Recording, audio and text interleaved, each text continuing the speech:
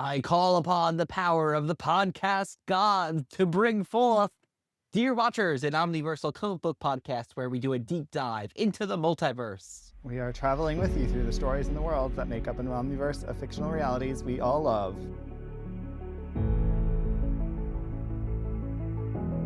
And your watchers on this journey are me, Gene Guido. And me, Aurora Rob. Yeah. I was hoping that was what you were going to do. That works out. And like a phoenix, we've risen from the ashes. That's true. We are not, in fact, dead. Yeah, it's been a long time. We even missed our, I think, 5-year anniversary. Oh, gosh. Yeah, you're right. 4-year or 5-year? Wait, what year is No, this? 5 years. Right? 5-year. Whoa, we missed our 5-year anniversary. Took a little bit of a summer hiatus. Here we are, episode 180. Oh, my gosh. I know. Yeah. But we did take a bit of a summer break. We've been very busy with an extraordinary amount of things. We took a break from both of our podcasts this summer. Usually we say people can go find us on our other show, but we had to stop recording both for a while for all really good reasons. A break from podcasts, but not a break from being having seven different projects going at the same time. On vacation. We were not on vacation. That would have been nice. In fact, we actually extended our video store / comic book store in Catskill, New York to a whole second level. We do. We have 2 levels. We had a huge premiere with Hollywood stars and sold out crowds. And we have over 1,500 comics in stock, another 3,000 back stock. And more important than all of that, I'm 7 issues away from every X-Men issue ever. So very soon I'm going to be posting because I need help. People who have local comic shops who are dealing in these 7 issues I need. I'm ready. Yeah, we had a good friend that went to Terrific Con recently, and you sent him with a wish list. But Unfortunately, everything was a little too pricey or in a little too poor condition. Well, I think because the X-Men are on the rise, I can't care about price. So I am ready for these 7 issues. This is why we have separate bank accounts. And that is part of why we are doing the episode we're doing, because the X-Men are hot. They're never not hot, but they're like, I think we're at the beginning of the giant X-Men boom, which might be second only to 1991. The Exisance? Is that a phrase? That's a terrible phrase. But if you are joining us here on Dear Watchers for the first time, and maybe for the first time in a long time. You might have forgotten how the show works. Exactly. Well, I'll remind you, we have 3 parts of our journey through the multiverse today: origins of the story, exploring multiversity, and pondering possibilities. So thanks for coming along. And remember, you can find us. We are still active on our social media at Dear Watchers. You can also go to dearwatchers.com and find all of our back catalog. Our episodes are evergreen. So if you're ever feeling a lapse again, if we ever take a break again, which I expect we will, then you can always go back and listen to our past episodes. And with that, welcome to episode 180, our 5-year anniversary show, let's call it. And let's check out what's happening in the Omniverse with our Travels Today's alternate universe.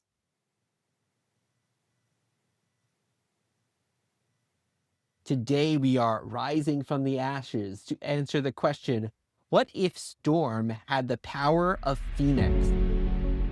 We're going back to classic What If multiverse. This is a single issue, standalone, alternate universe, Earth 9590.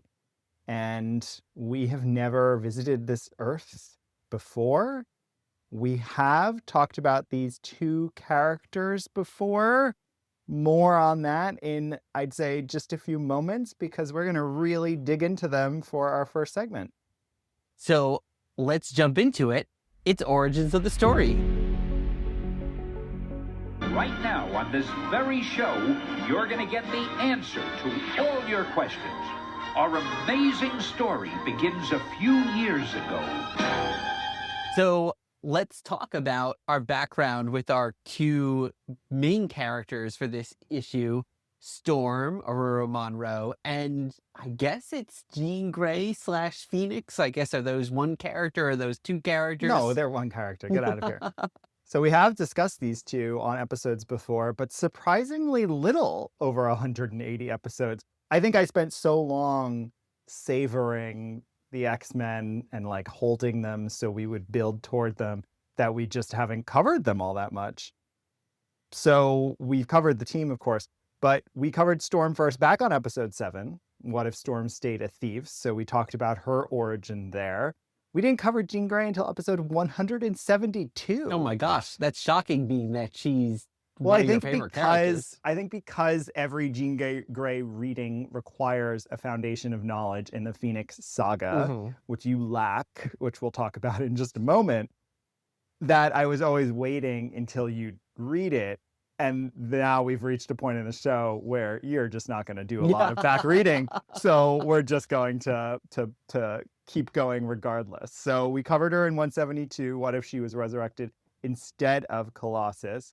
But now we're going to talk about both of these characters because of the multiverse. Why don't we go in debut order and start with the OG of Jean Grey?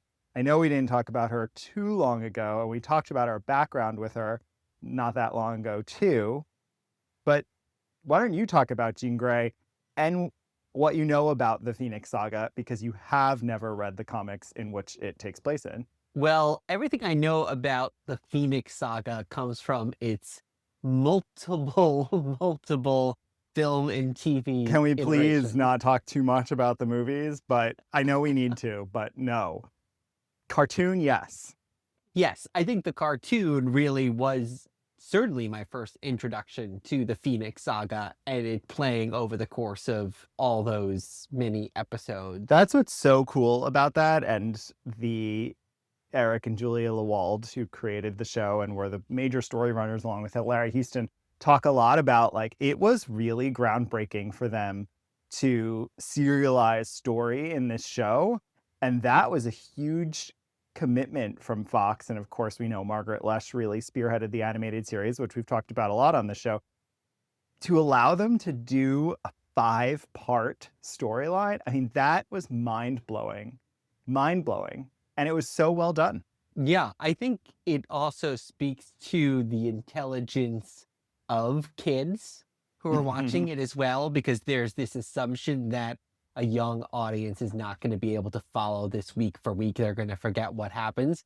But I remember watching that. Well, and you were so time. young. Yeah. I mean, it was the second season, so it's probably like 93.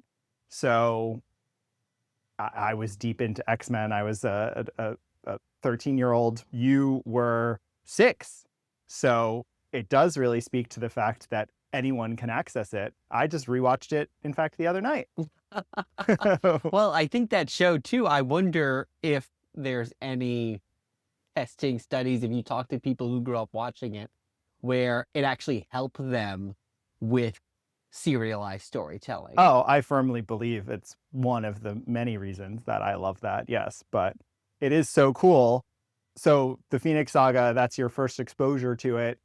Perhaps your only major exposure other than the movies, which, I mean, let's talk about the movies. They really, well, the cartoon really does, the cartoon does such a good job of grounding itself in the comic book adaptation, but then deviates to simplify and stuff. So it's not a completely faithful adaptation. Yeah, one thing I think that the cartoon does well, and I guess actually something that the cartoon didn't do necessarily as well, is that, and maybe you'll disagree, but I think Jean as a character is one of the weaker characters up to that point in the animated definitely. show. There's obviously all these memes and things like that of her constantly Fainting. yeah, making the scream noise and all that. But that then was a chance for the character or the actor portraying her to show such a different side with Madeline Pryor and then with the Phoenix as well. So I think it gave that character so much more to work with, where up to that point she had been one of the more one-dimensional ones, especially when you compare her to, say, Wolverine on the animated show. Which is true in the comics too, and why, again, clearly these showrunners were fans or just did such a good job of studying the history. And I wasn't alive, but I'd be hard-pressed to imagine there were a lot of people who loved Jean in the 60s. Yeah. She was a backgrounded character. She was a girl. She was the love interest of every one of the X-Men, including Xavier himself. It was Creepy. just ridiculous. Yeah, the whole thing was so ridiculous. So it really was, even though there was maybe, I doubt there's actually even any character evolution in the 60s into the 70s for her. 70s, really, she doesn't exist too much. It's the imagining of the uncanny, now giant-sized X-Men, thanks to Claremont, that leads us to the Phoenix Saga, which I think is where she develops all of this depth. So the show almost mirrors that. And you saw both, of course, X-Men: The Last Stand, which is the first attempt to portray this, and then X-Men: Dark Phoenix, or whatever that movie is called, which is the second attempt to portray this. I saw them both in the theaters, and I've certainly not seen Dark Phoenix since I've seen it in the theaters, maybe for good reason. I was going to put it on the other night, and I was like, I just can't. I have rewatched it once. At its best, it's just so boring.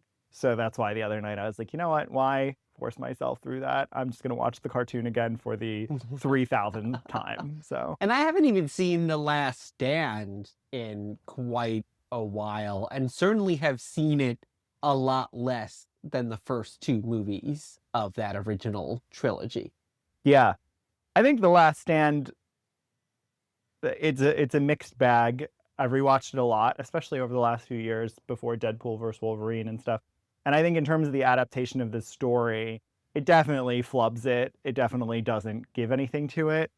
But I will never not have a real soft spot for Famke Janssen. And I think she does a really good job in this of wearing a gorgeous red dress that communicates her evil. Beautiful gown.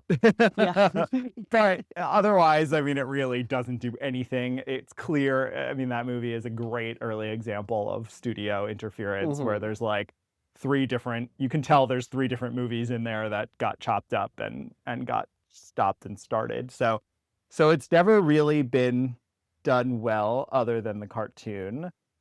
And you've just not read it because you've just not read it. There's not a whole lot of reasons. And also, I think, because as you just said, it was a multi-year arc, so it seemed intimidating. That's the other thing, in addition to the show, as you said, introducing people to this idea of complex and serialized storytelling. Obviously, any listener knows Chris Claremont was doing the same thing. He was seeding things for years. He was building stories and characters over so many years. He had such tight control with his editors and with the people that he was creating with over this line for so long that he could do that. He could tell this story that unfolds first with the quote-unquote Phoenix Saga itself, then building to the Dark Phoenix Saga, then of course going into From the Ashes and Madeline Pryor. You just have this Inferno. You have this giant, honestly, 15-year arc that he's writing around this character of Jean, who for a very long time he said was one of his favorite characters, if not his favorite character. And you can see that he really figures out what to do with her. Now, of course, there's editorial interference famously and lots of things that affect it. But I'm reminded every time why she's my favorite character. And we'll get into modern incarnations of her later. But why don't we talk about Storm, who it's been a few years since we've talked about on the show. Yeah, I mean, Storm, again, my first introduction to her was from the animated series, which I'm sure we've mentioned before. And I think in part because, especially when you compare the portrayal of Storm on the animated series to this portrayal of Jean, it's so instantly iconic. And even just the idea, and I don't even know, you can tell me if this is actually taken from the comics, but even the idea of her using these almost Shakespearean phrases to conjure up the weather. And it goes perfectly hand in hand with like Beast making the quotations and certainly with Rogue's Southern idioms. Like instantly, you know. Yeah, I think that is the show, honestly. I think what the show's doing and why it's so legendary is because it's taking something that you can't, you know very well from all the years of reading Claremont on this show. Claremont is at times overwritten, but you can't quite communicate that on a show. So I don't know that she's quite as goddess. She is that level of goddess, but it's communicated in different ways in the comic, I'd say. I think that's the show. In the same way Beast becomes much pithier through the animated series, and then that sticks with the character, I think.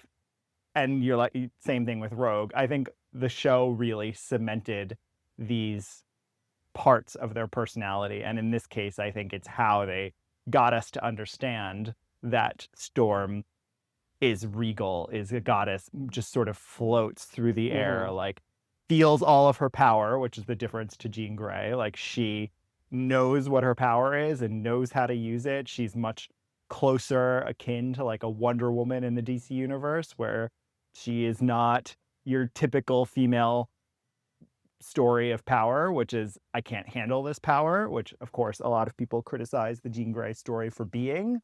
Storm has never had that. Storm can handle her power, and you feel that. And I think the show does a good job of communicating that through this way of speaking. But without those idiosyncrasies, I think the character could come across as overly serious, maybe, or, you know, we gravitate towards probably the Rogues and the Wolverines, who have an element of humor to them. And Cyclops works well as, oh, I'm so serious, it's almost to a point of joke. But I think Storm has the ability to fall into that same category, or almost a trap with it, especially as like the stoic Black female character. So I think giving her those, and maybe they're not idiosyncrasies, but something that's so instantly recognizable with her, I think goes a long way to making the character, oh, she's not just like the straight woman serious one. She has a lot of personality. Yeah, I agree. And that's, of course, thanks to Alison Seeley, the voice, which that is iconic. And I think it's something they certainly never achieved in the live action portrayals. And tragically, no, I think. And of course, we're recording this just after the casting announcement, and I'm not too familiar with the person playing Storm. We'll talk more about that. For the new movies. Yeah, in the third segment. But Halle Berry, I don't know what happened there. I think it didn't go right. I think it's not as bad as people say. I think people like to make fun of it. And in fact, famously written by Joss Whedon, the line about what happens to a toad when it's struck by lightning.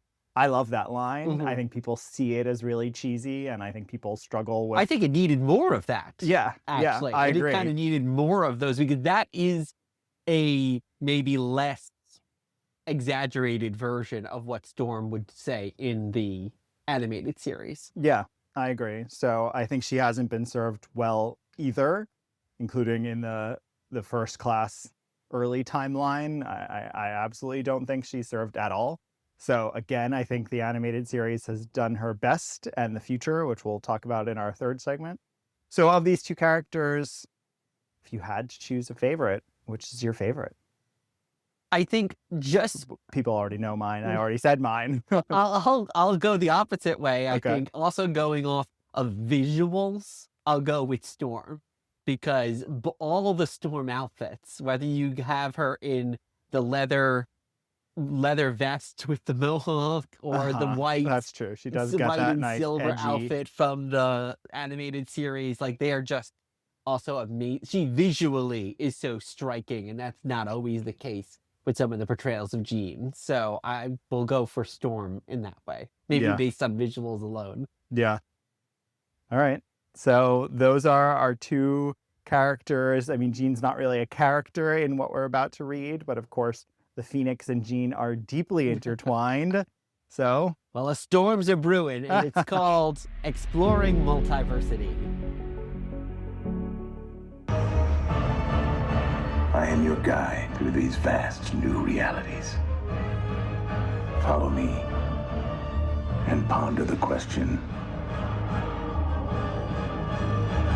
what if? And today we are talking about what If Volume 2, number 79. This is, of course, from Marvel Comics, November 1995. And the question is, what if Storm had the power of Phoenix? What if?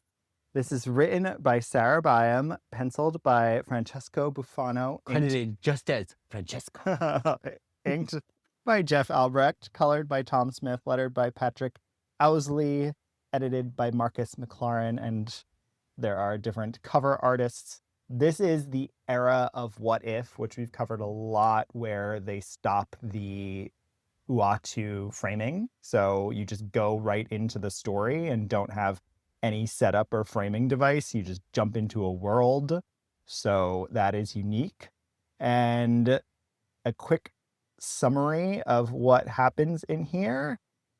Because there's a lot happening. There is. And then you talk about that we get rid of the Uatu, but in some ways that framework is still there, because I think often these issues still follow the same thing where you kind of jump into the action and then like a page or two in, you backtrack to find out what happened, which is kind of what Uatu's role was. So they're really using the same format, only minus the Watcher. Yeah. And it's dense too, Yeah, which is yes. what happens in these. These are standard size issues, but of course an entire world is being built. And before we get into the summary, the creator of this world, Sarah Byam, she's actually Eisner nominated. She created a character over at Dark Horse named Billy 99 and had a long run on DC's Black Canary. So she's an interesting writer who's probably in her heyday in the mid-90s, but didn't do a whole lot of Marvel. And of course, I am not familiar with. Also interesting to have a female writer writing this very female-centric. Yeah, and there were not a lot there of were female not- writers yeah, in wow. general or on this run of What If. But of course, at this point, they are more experimental, which is generally when they put in newer or writers that they wouldn't normally put in. So I think that is a great thing to be happening at this time in comics. But in the story that is created, the point of divergence, if you will, is the Phoenix Saga shuttle crash. So instead of Jean being the one piloting the shuttle down, Storm takes it down, which makes a whole lot of sense. This is the quintessential origin of Jean to Phoenix. It's what's in the animated series. And it makes sense that Storm could have held together the ship just as well. In this case, she's using like the atmosphere to do it. Now, people always make fun of Storm's powers in space because there is no atmosphere. So She does make the line that there's, even if there's thin atmosphere, she can control it. So it is addressed. They were almost thinking of that criticism. Yeah, it's possible. And again, I don't really care. I don't understand space. I think most of us don't understand space anyway. So who cares? And in Jean animated series fashion, she's passed out. That's why she can't do it. Yeah. So we actually only find this out after we've entered this world, because years later we enter this world in which Storm Phoenix has created a utopia, which for her, of course, is predicated mainly upon environmental justice.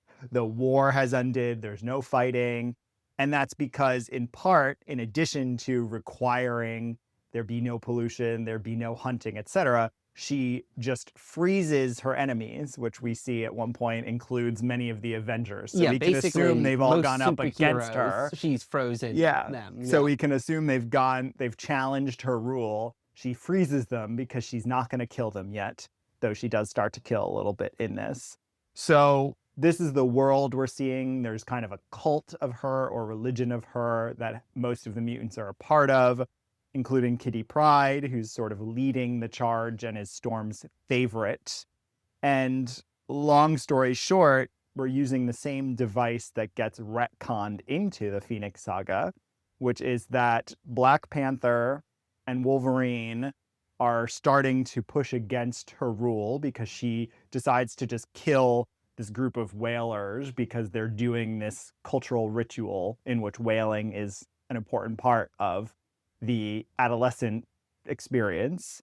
She kills them all, and so Wolverine, Black Panther, and ultimately a bunch of other underground heroes, including Doctor Doom and Nick Who Fury. seems to suddenly appear. Yeah, well, he's living underground, like literally underground, although you'd imagine Storm Phoenix would know that, but maybe she just doesn't care. So they all go to the bottom of the ocean and discover that Ororo, the real Ororo, is in a cocoon, which is the same as, again, the retconned Jean story. So you didn't even know that that was a part of the story, funny enough. Point of confusion for me when I was reading this. It was like, wait a second, what the heck is happening? Yeah, so they use that same device. And then in this case, and we'll get back to that device, but in this case, what happens is, turns out Kitty is secretly working with the dissenters from the inside, and the real Storm's body is not reawakening. Kitty inhabits it and exposes the fact that Storm Phoenix is in fact just Phoenix taking Storm's shape. And so all of her followers turn on her. Somehow they defeat her, or she leaves. I don't really know. It's a little unclear. There's a whole lot happening in like 2 pages. Final 2 pages, basically. Kitty exits Storm's body. The real Storm is dead, but now the world is free of Storm Phoenix's rule and can rebuild as they see fit. So that's a quick synopsis of a whole lot that's going on in there. So it's an interesting what if, because it's using a lot of what we know. Again, even the fact that Storm was at the bottom of the ocean, which is what happens with Jean. But then it's using the Dark Phoenix Saga, if you will, this idea of being corrupted. But it's interesting to do that through the lens of Storm, because in fact, the world isn't that bad. It's one of those interesting utopia, totalitarian tension stories of sci-fi where it's like, well, is it that bad? And is this environmental aspect, because I was not familiar with as much of this environmental aspect with Storm, is that a part of her character? Yeah, in this, again, I keep likening her to Wonder Woman, but it's the same in that she's always written as like caring, and as like damaging to the earth is damaging to her because she's deeply connected to the earth. That even does happen in the animated series at times. So yeah, I wouldn't say it's like her primary motivating factor, but I think because she's often written as the goddess of the earth, that her power connects her to the soul of the earth, if you will.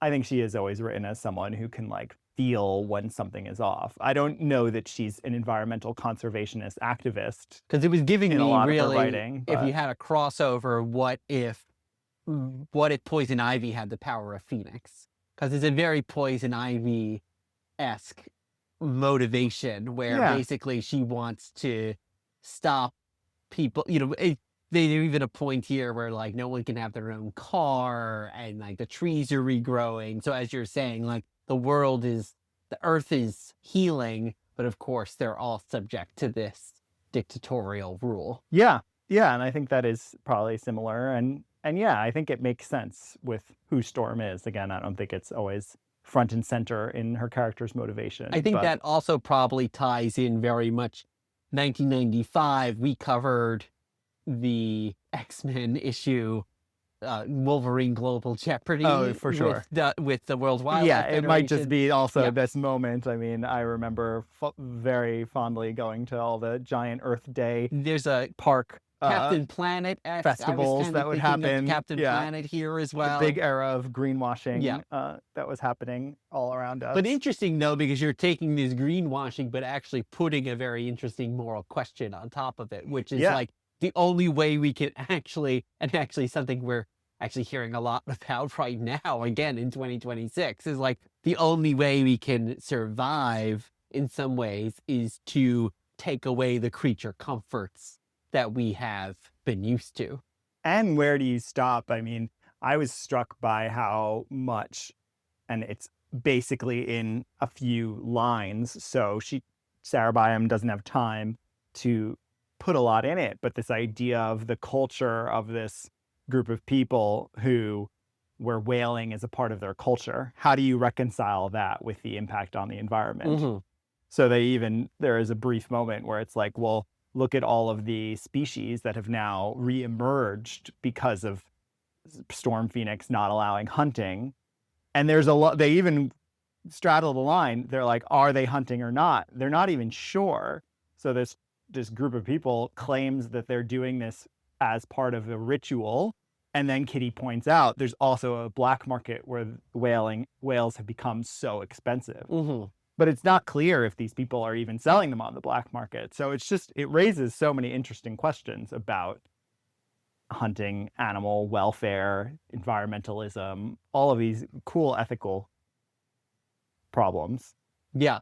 So I think overall, take this big picture look at this comic, I think it sounds like we're both in agreement. There's some really interesting ideas here, especially for a comic that's in this alternate universe, taking points about what's actually happening very much in the real world.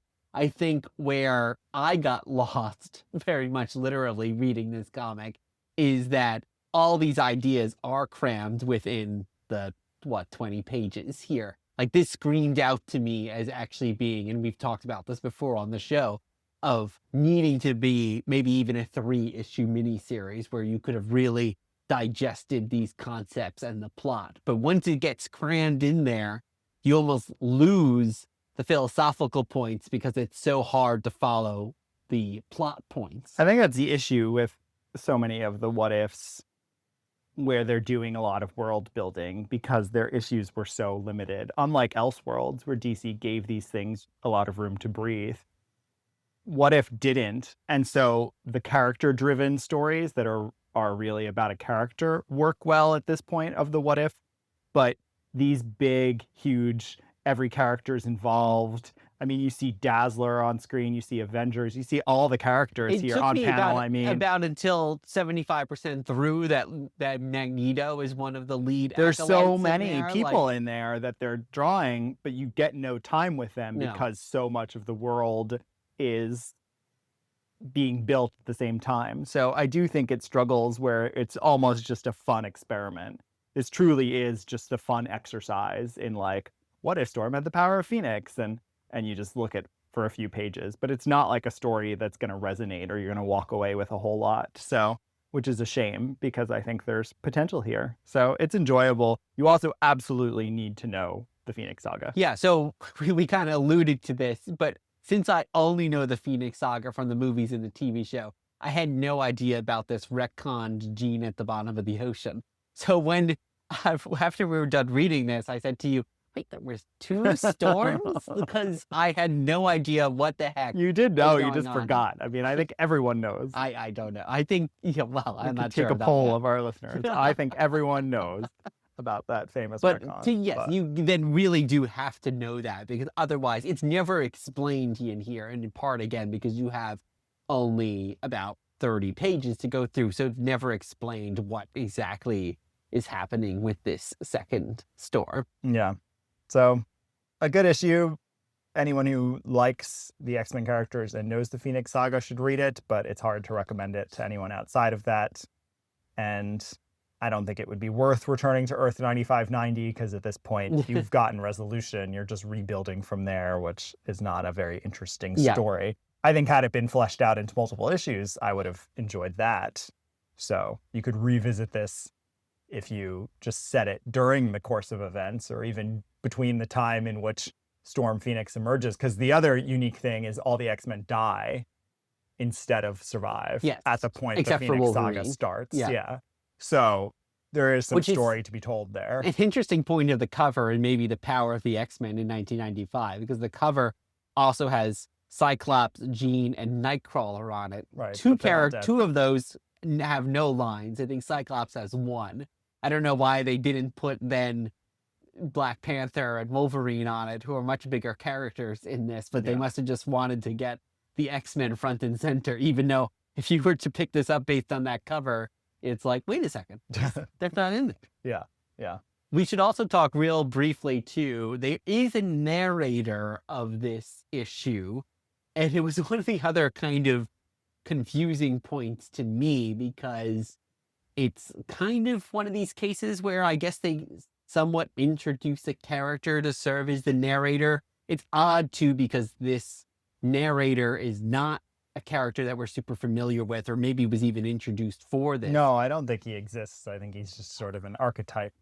Well, I guess what the issue is you can't have Kitty be the narrator, because then you can't have the reveal that Kitty's working for the dissenters. So there's a... And you can't have Logan be the narrator, because then you're not getting any inside look into Storm's rule, because it is a like first person semi-omniscient but first person narrator. So so there's an African elder who was Storm's mentor before she got the Phoenix power, but actually before she left to become an X-Man, who is their narrator. Now they could have made that T'Challa maybe and worked out some way with that. I don't know. So again, then he's always on the outside, because he is a dissenter. That's true. So yeah, I don't know. And also, I think probably all of these books, if memory serves, at least the ones we've covered, they need a narrator because there's no Uatu. Yeah. So they need someone commenting on what's happening. It almost felt like movies that you hear all about this, like with Blade Runner and stuff like that, where they suddenly add voiceover in at the end because they realized these caption boxes could have been added. Nobody knew what was happening. That could even have been part of the process at this time, really. So, all right. Well, that wraps up our multiverse. But we're not done. It's time to ponder some possibilities. Will the future you describe be averted? So Guido, what are we talking about for pondering possibilities? Well, as I mentioned earlier, we are recording this just after the X-Men casting announcement. So this is for the forthcoming MCU X-Men in May 2028, less than 2 years away. And spoiler alert for Spider-Man Brand New Day, if you live underground, it stars Jean Grey. So we've already met our first official X-Men. It's Jean. We're starting the world of X-Men with Jean, and Storm is going to be in the first X-Men movie. We now know, confirmed casting. So we're going to get these two characters, and it's just interesting to think about these two characters and the potential that Brand New Day is setting up some elements of the Phoenix Saga. Yeah, it's all, that's very true. And it's also interesting that for listeners of the podcast too, they'll know that you have long thought Storm was going to be the first X-Men that was introduced. I did. It's true. I did. And I was wrong. It was even better than Storm, in fact. And I thought Storm would have been great, but for Jean, it's great because she is one of the original X-Men, so you can sort of call back to the Silver Age and the actual debut. But like Storm, she's a woman, which thank you for debuting the X-Men with a woman, because the best X-Men are women. And also, the nice thing, which is what I would have wanted with Storm, is they debut Jean full powers. She is not struggling with her powers. She is not hesitant. She's not learning like the BS we get in X-Men 2000. Not that I don't love it, but we get this, Jean has a headache every time she tries to use her telepathy. In this, nope. She is all powerful. She knows she's powerful. She's ready to use her powers, and sometimes not for good. Yeah. In fact, controversially, a lot of people feel Jean murdered someone here. Yeah. And wonder if that's going to come back to the character. But as you said, I think that really does tie in so well with them, and hopefully not for quite some time, and not in one movie, exploring the Phoenix Saga, because there's this inherent darkness that's somewhere inside of Jean. And I think already with the Sadie Sink portrayal, you're getting such a more three-dimensional Jean that you got from Famke or Sophie. Yeah, and you'd have to ignore, which I would be fine with, you'd have to ignore the retcon of dropping her at the bottom of the ocean. Yes. Because we're not going to have, Sadie Sink is not going to be an alien imposter of the Phoenix pretending to be Jean Grey. Or is she? That might just be a little Secret too convoluted. invasion. That's right. She's a Skrull. She's a Skrull the whole time. It's Amelia Clark as Jean Grey. Yeah. So, but why do you think, like, obviously there's a plot point in terms of Spider-Man, the new Spider-Man movie, with it being Jean. But that didn't have to be the plot of the movie. There could have been another character that had this same effect. Like, why do you think they chose Jean out of all the characters available to be our endpoint to the X-Men, our introductions to the X-Men? Yeah, I don't know. And I'm not, because there's so much garbage out there in the MCU news world, and truly the vast majority of it is just made up. Yes. And because I've become a little disenchanted with the world, I don't consume a whole lot. So I don't know if the writer has talked about this. Our listeners can let us know if there is some legitimate interview discussing why. But speculating why, I can only imagine it had to just be someone's personal preference. Mm-hmm. Because we even talked about, like, you could have done this story with Rogue. You could have done this story with a whole lot of mutants.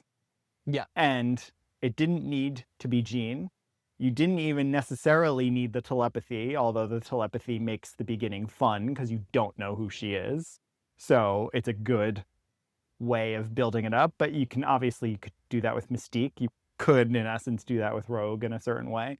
So why Jean? I mean, I think it's what I said. I think there's a fan, whether it's Kevin Feige or whether it's someone else, whether it's Jake Schreiber or whoever's writing the X-Men movie, or whether it was the people who wrote Spider-Man or Daniel Dustin Craig. Like, someone was like, no, Jean is the OG.